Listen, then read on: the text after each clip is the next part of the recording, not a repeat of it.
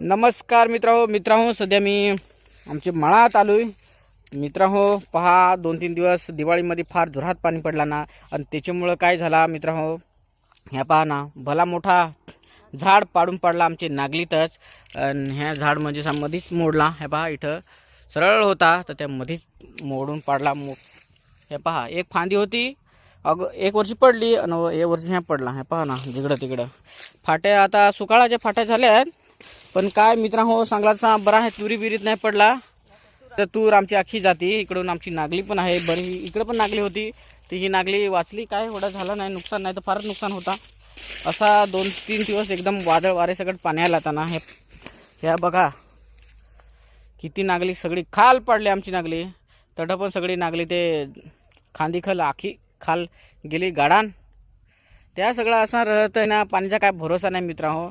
पाणी का हो उंद तर अख्खा वरीच पडेल असं मला वाटतं, असं आहे सगळं।